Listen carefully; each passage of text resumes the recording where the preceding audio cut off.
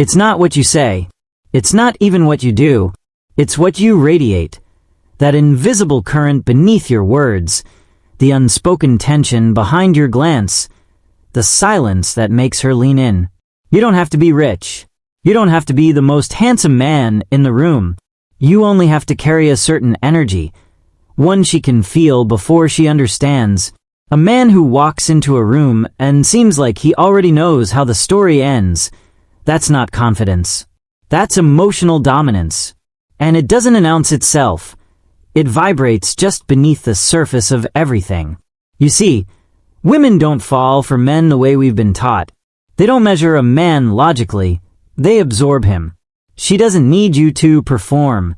She needs to feel you're already full. And that's where most men collapse, chasing, explaining, qualifying, performing like trained dogs who believe approval is a prize. But the man she remembers is the one who doesn't offer her answers. He offers her questions. Questions about herself, about her desires, about why she can't stop thinking about him when nothing even happened. That's not charm. That's a game of tension, a psychological seduction played not on the surface, but in the shadows where her logic can't breathe. The first energy you carry isn't visible, but it's undeniable. It's the energy of absence, not emotional coldness. That's insecurity pretending to be strength. I'm talking about a presence that doesn't beg, a presence that doesn't lean in, a man who isn't overinvested because his world isn't shaped by her response. This subtle detachment, it drives women insane because it flips the script. Most men are too available, too ready. They orbit her attention like satellites, hoping for gravity. But the man who holds absence like a secret, he makes her reach. He makes her ache. He creates space for her imagination to run wild. And that is the most dangerous place a woman can go, alone with her thoughts about you. That's when she starts wondering what you're thinking, who you're thinking about, why you didn't call, why you didn't try. And suddenly she's initiating, not because you manipulated her, but because you refused to make her your axis. That energy, absence wrapped in self-sufficiency, is what makes her obsess. Because no woman desires a man she's sure she already has. That's not love. That's comfort. And comfort doesn't fuel desire. Distance does. But this energy can't be faked. If you pretend to be unavailable just to get her attention, she'll feel the hollowness, the resentment, the need. And need is the anti-desire.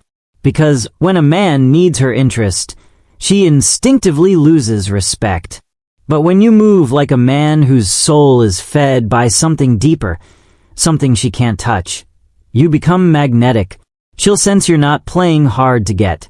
You're just hard to reach. Because you're not afraid of losing her. You're afraid of losing yourself. And that, right there, is what flips the power dynamic on its head. Not control, not games, but self-respect so deep it radiates silence. And when you combine absence with another energy, the invitation of danger, everything changes. Not physical danger, not reckless rebellion, but emotional danger. The sense that being near you might awaken something she's tried to bury. You see, most women live in emotional safety zones, dates filled with polite smiles and safe conversations.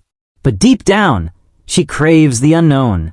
She wants to feel pulled, disoriented, even slightly off balance. Because that's where real desire lives, in the part of her mind that doesn't feel safe, but feels alive. A man who understands this doesn't try to entertain her. He lets his edge show. He's not filtered, not sanitized. He says what most won't. He speaks from the part of himself that's been to war, not on a battlefield, but within. He doesn't need her to understand him. He doesn't even need her to like him, because he's not here to fit into her life. He's here to disturb it, to make her question her rules, her patterns, her control.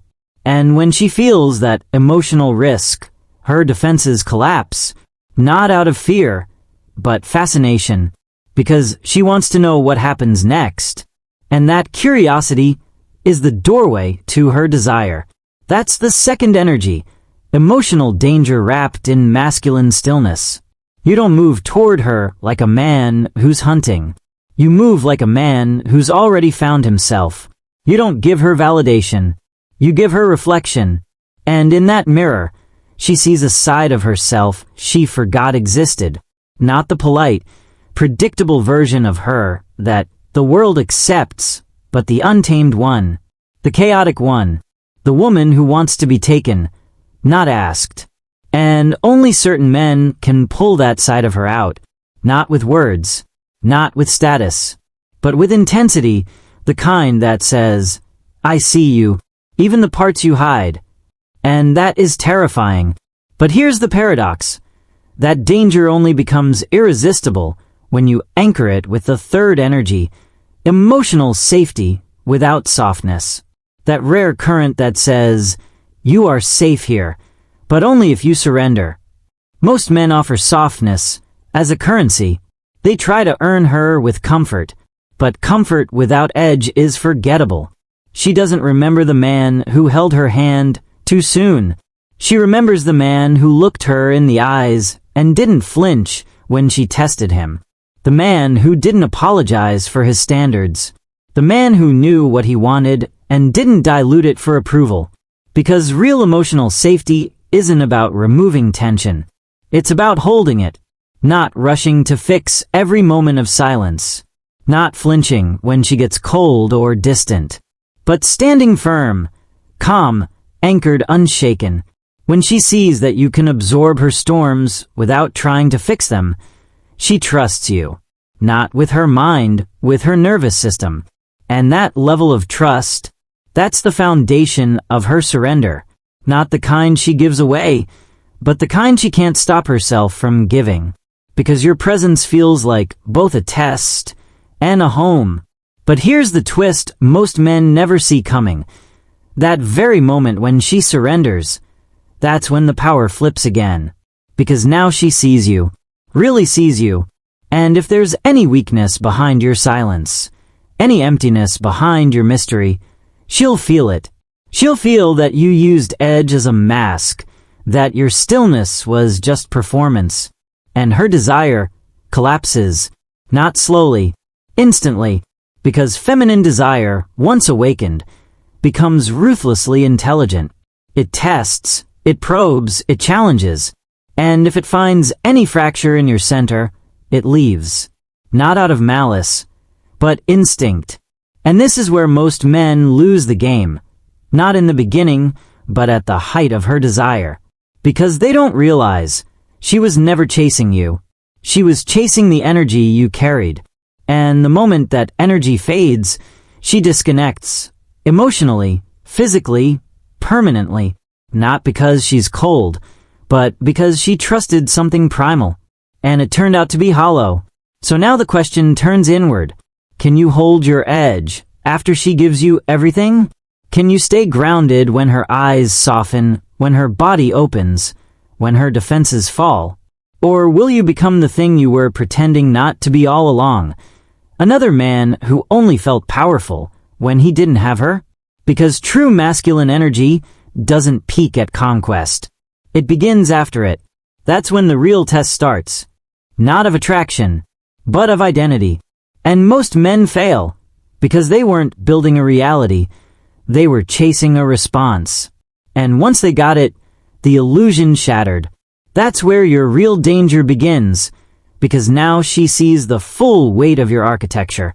She no longer imagines you. She meets you.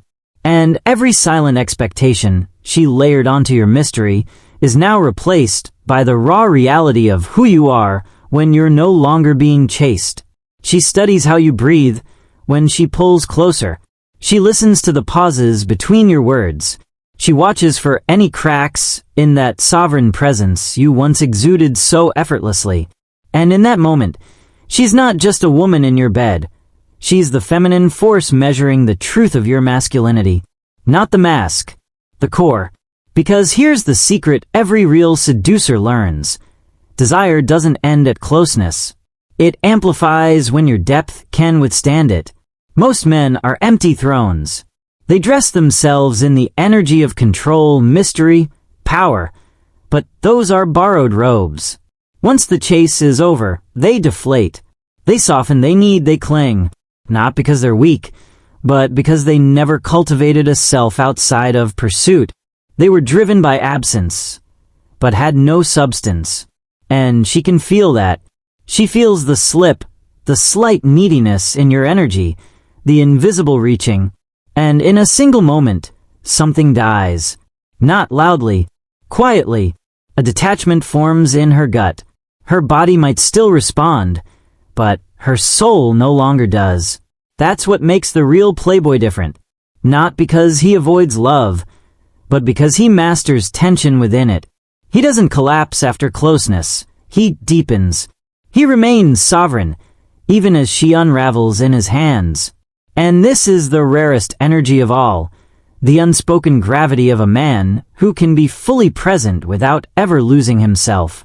His silence isn't withdrawal, it's rooted stillness. His detachment isn't disinterest, it's discipline.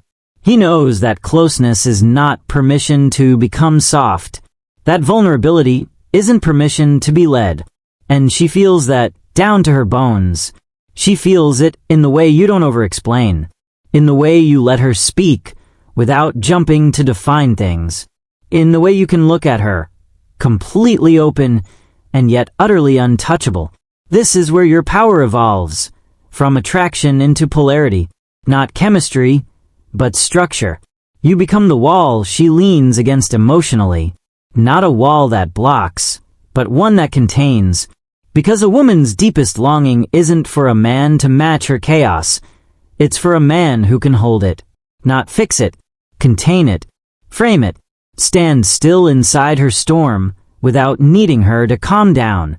That's the masculine energy that makes a woman melt, that makes her surrender without asking why. Because when she feels that you can absorb her without controlling her, she blooms, and she attaches, not out of insecurity, but reverence. But you can't fake that kind of gravity. You earn it in silence. You build it in the dark, through the kind of inner work that has no audience.